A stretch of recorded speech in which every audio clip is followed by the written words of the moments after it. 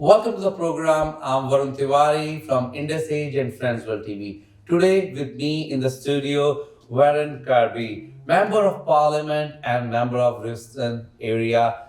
Welcome to the studio. Thank you. Thank you for having me. It's great to be here. So first of all, we want to congratulate you for a big win, and we feel proud. You are doing very, very well, and congratulations from all of us and from our channel. And we want to know about your strategy. First of all, we want to know how you come in the politics. How did I come into politics? Well, my path into politics was somewhat unusual. I have a business in Riverstone, and I've been running that business now for around about 17 years in total, but it's been 11 years in Riverstone. And when I started my business in Riverstone, I reached out to my local member of parliament, my local state member, my local federal member, and to the local councillors. And the only one who responded was Michelle Rowland. And as a bit of a nod to her, a bit of a thank you to her, I joined the Labor Party. Fast forward a few years and I joined up with the local Chamber of Commerce, and I started to get engaged with the types of things that the Chamber needed and the types of things that were failing within our community. And we were struggling with some businesses going out of business. Despite massive population growth, there were businesses who were struggling.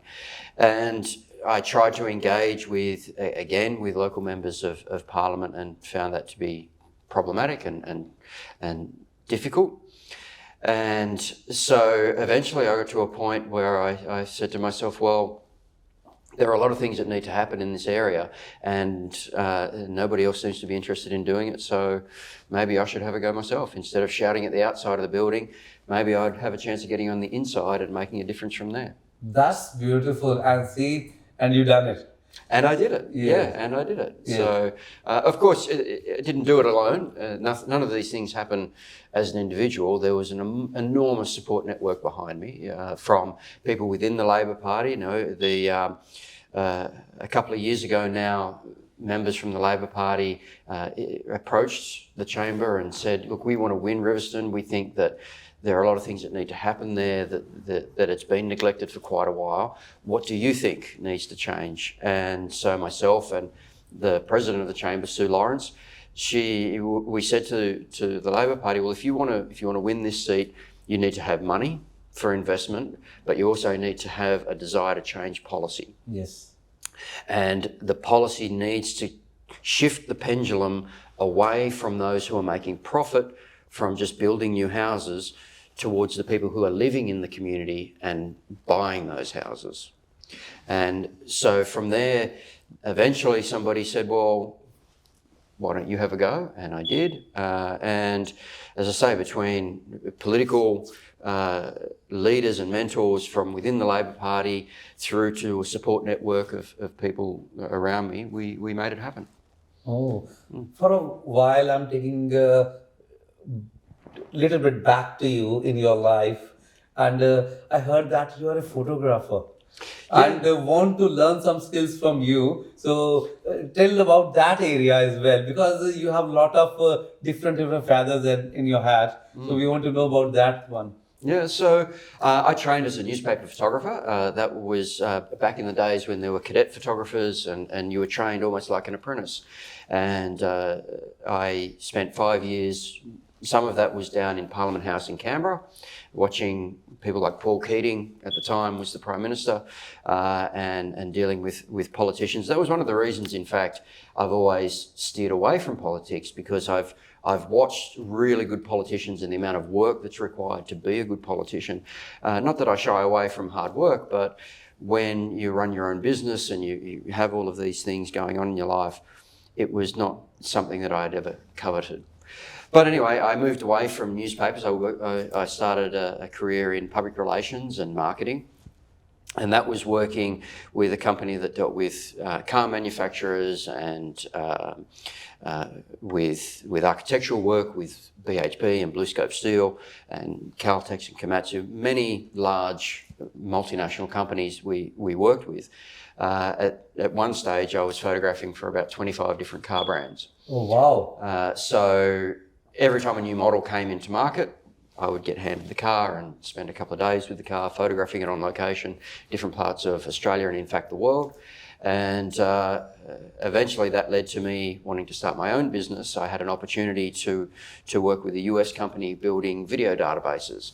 So we were the first company in Australia to be offering broadcast video over the internet. Oh, wow. Developed some databases for Australian Associated Press, for customs. At the time it was customs and immigration, and some quite large agencies around and large corporates that we worked with. And there was also the photographic and video side of the business. And at some stage of this, in fact, 2012, we built the Good Egg Studio, which is in Riverstone. We moved that business into Riverstone, and the Good Egg Studio is what is now, at the time it was the largest full egg cyclorama in Sydney. It's now the only studio that's dedicated towards cars and trucks. Oh, wow. I feel so proud. I feel so, we want to say ki you are doing wow, and want to learn a lot of skills from you. And this is really feel better, like something different from politics. You have like a lot of skills because you are real, know the world, what I feel. Because when you are with people, you understand, and this is the way to go up. And now, if I'm coming back after winning the seat, you're in the parliament now. So, what is the plan towards your area, your things? What's next? The plan is really to overhaul, and as I said earlier, it's really to bring that focus back towards the residents rather than the people who are profiting from the area. And by that I mean, so I grew up in this area. I grew up in Schofields, and it was all paddocks. Everywhere around me was cows and chickens, and it was a very rural setting. It's now the fastest growing area in the state, and it's second or third fastest in Australia. Now, population growth in itself is fine, and I welcome the new neighbours that are coming in. The challenge that we have is we haven't been implementing the infrastructure to support that. So the previous government was continually releasing land, continually building new housing, new residential housing. Yes. And at no stage did they pause to start bringing in the kind of infrastructure that people who live there need. And that's everything from roads and schools to job opportunities in the parks. We have many new residents who are unable to access basic facilities that I had ready access to when I was growing up. And these are the sorts of things that need to be corrected. So it's a very broad brush, but overarching it all is bringing a sense of community back into what we now experience. And Riverstone, as a seat, goes all the way from Vineyard in the north down to Stanhope or Acacia Gardens in the south, and east to west.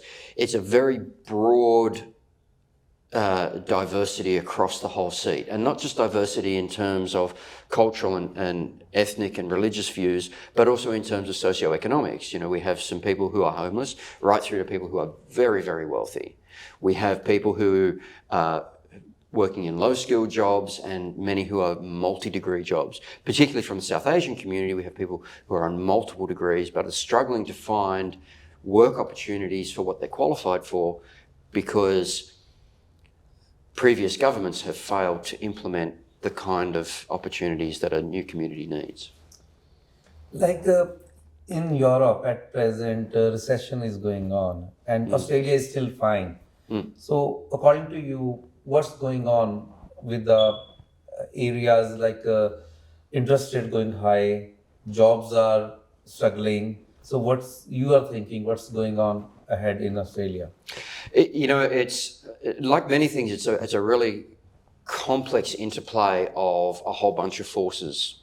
Now, in Australia, we have a general conversation that goes around.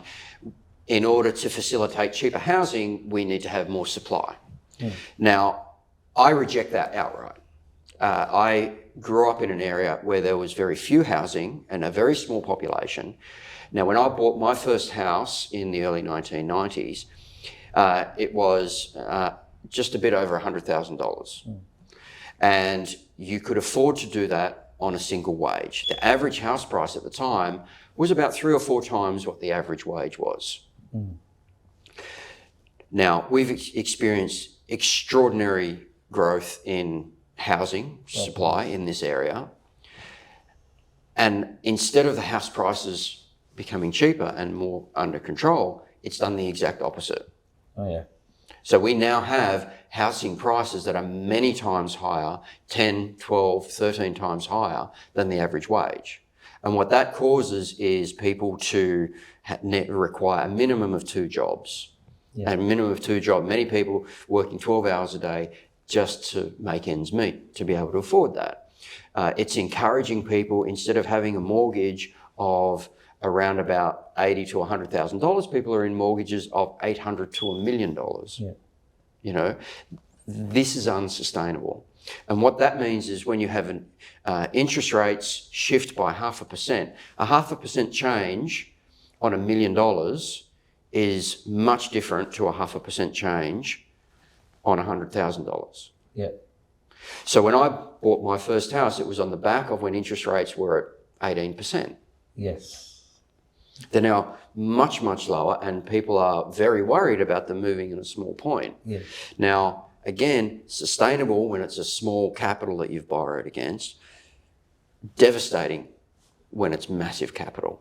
Yeah. And there are many, many people in our electorate who have overextended on their mortgage to provide their family with a home, and they now find themselves in a situation where these small changes in interest rates are having a dramatic effect on the family budget. So I don't see it as being a challenge with the interest rates in themselves, as devastating as that is for people. The challenge is making housing more affordable. The challenge is ensuring that people aren't aren't encouraged into home loans that they can't afford. Yeah. Now, the next challenge with that is you can pull the handbrake on, but you can't put it in reverse. Yeah. Because if tomorrow we turned around and dramatically dropped, if there was a way to do this, if we could dramatically reduce house prices, then that would leave enormous amounts of people in negative equity, and then take them years and years and years to try and get their way out of that. So it's a slow process to turn that round. It's a slow process to bring it back under control. But the core of it all is to put the focus back onto people, and to focus, instead of considering people to be a liability, we need to start considering employees and the broader public as assets. Yeah. And whenever we do that, then we can start to bring the balance back. You know, people complain about taxes, and I feel like I'm rambling a little bit here, but let me, again, it's complex and it's multifaceted. One of the crudest ways to address things like this is to say, well, we'll give deregulation and tax cuts. Now, in my mind, deregulation means more opportunity for consumers to get ripped off. Yeah. Because there's not as many controls to protect consumers. And a tax cut disproportionately advantages people who are on the wealthy end of the spectrum and doesn't provide advantage to those on the bottom end of the system. And it's simple mathematics. You can give a massive tax cut to somebody who's earning $1,000 a week, and they might be able to afford an extra coffee a week. But you give a small tax cut to somebody who's on $100,000, and suddenly they can afford another overseas holiday. Yeah.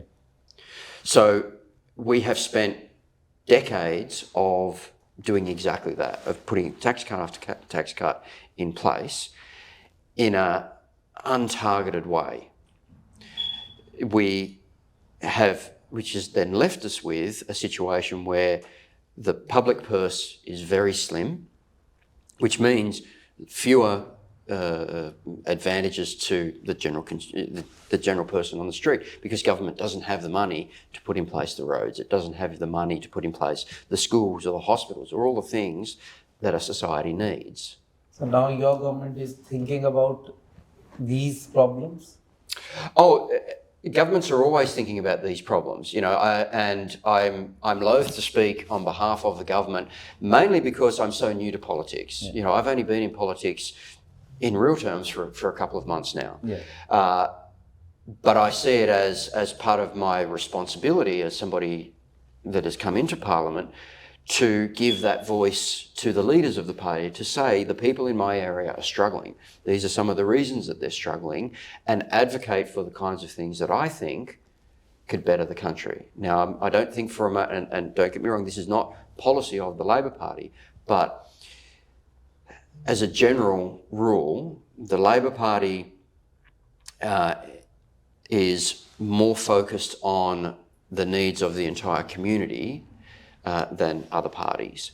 It has a better understanding of the holistic flow through of making sure society as a whole is taken care of, instead of the opportunities for individuals to accumulate wealth. And don't get me wrong, again, I'm all for businesses and individuals becoming wealthy. As somebody who came out of business, I see it as the responsibility of business to become profitable, do whatever they can to become profitable. But equally, it's the responsibility of government to make sure that the public is being looked after. In the same way as a business looks after a shareholder, a government should be looking after its public.